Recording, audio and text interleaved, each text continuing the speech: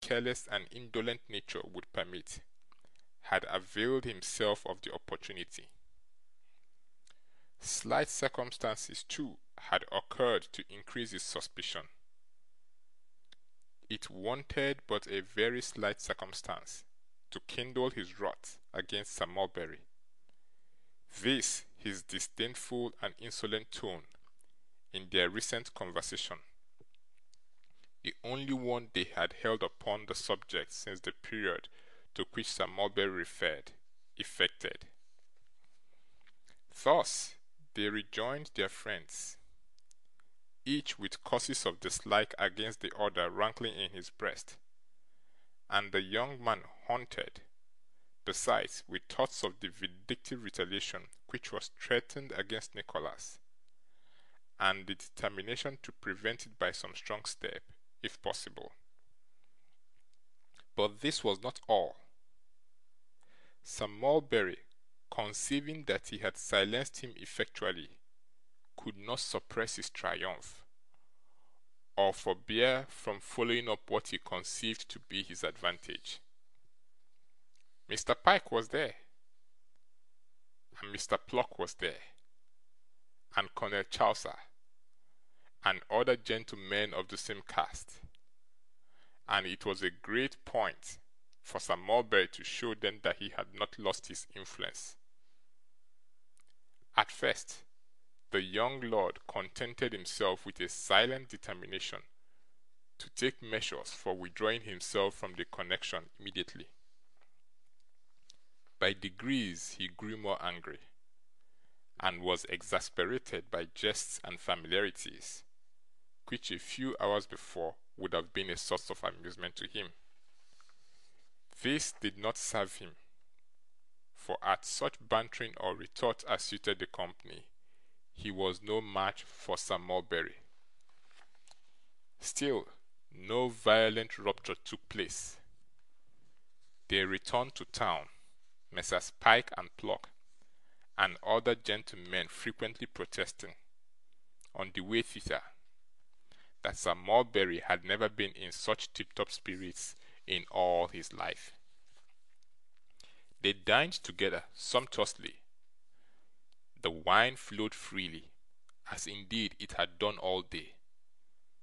Sir Mulberry drank to recompense himself for his recent abstinence. The young lord to drown his indignation, and the remainder of the party because the wine was of the best, and they had nothing to pay.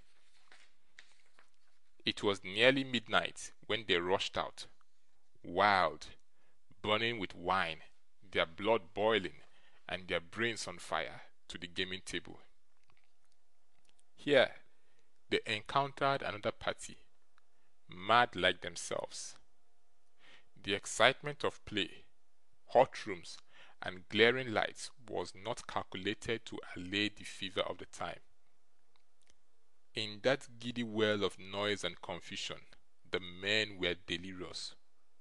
Who thought of money, ruin, or the morrow, in the savage intoxication of the moment? More wine was called for, glass after glass was drained, their parched and scalding mouths were cracked with thirst. Down poured the wine like oil on blazing fire, and still the riot went on. The debauchery gained its height. Glasses were dashed upon the floor by hands that could not carry them to lips. Oaths were shouted out by lips which could scarcely form the words to vent them in. Drunken losers cursed and roared. Some mounted on the tables, waving bottles above their heads, and bidding defiance to the rest. Some danced, some sang, some tore the cards and raved. Tumult and frenzy reigned supreme, when a noise arose that drowned all others, and two men, seizing each other by the throat, struggled into the middle of the room. A dozen voices, until now unheard, called aloud to part them.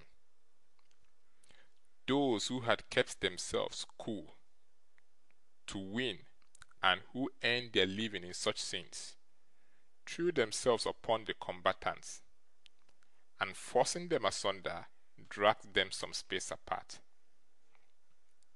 "Let me go," cried Sir Mulberry, in a thick, hoarse voice. "He struck me. Do you hear? I say he struck me.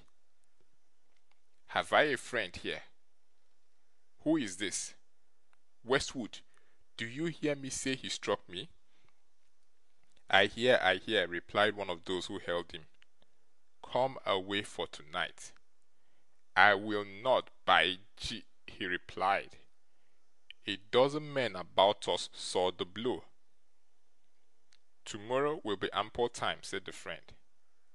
"It will not be ample time," cried Sir Mulberry. "Tonight, at once, here."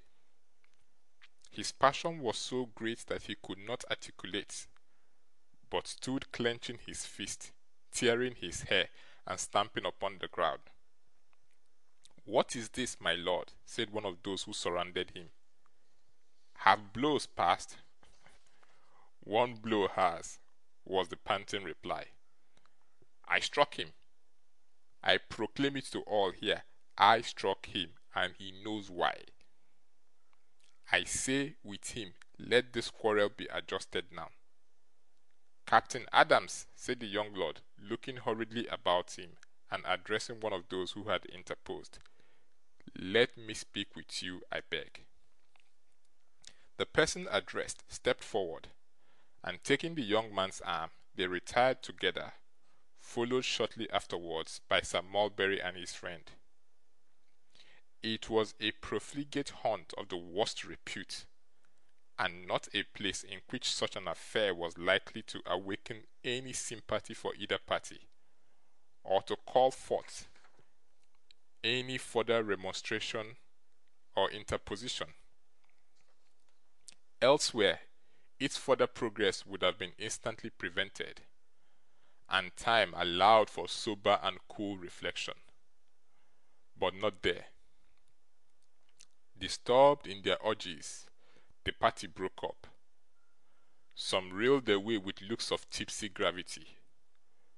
Others withdrew noisily discussing what had just occurred.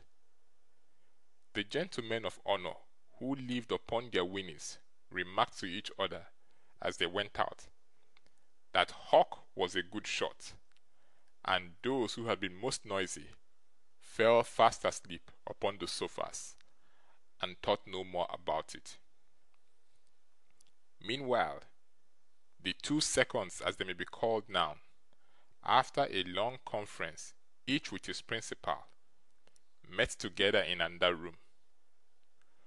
Both utterly heartless, both men upon town, both thoroughly initiated in its worst vices, both deeply in debt, both fallen from some higher estate, both addicted to every depravity for which society can find some genteel name, and played its most depraving conventionalities as an excuse. They were naturally gentlemen of most unblemished honour themselves, and of great necessity concerning the honour of other people.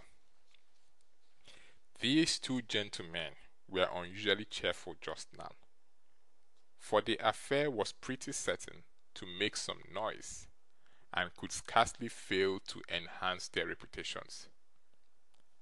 "This is an awkward affair, Adams," said Mr. Westwood, drawing himself up. "Very," returned the captain. "A blow has been struck, and there is but one cause, of course." "No apology, I suppose?" said Mr. Westwood. "Not a syllable, sir, from my man, if we talk till doomsday," returned the captain. "The original cause of dispute, I understand, was some girl or other, to whom your principal applied certain terms, which Lord Frederick, defending the girl, repelled. But this led to a long recrimination upon a great many sore subjects, charges and countercharges. Sir Mulberry was sarcastic, Lord Frederick was excited, and struck him in the heat of provocation, and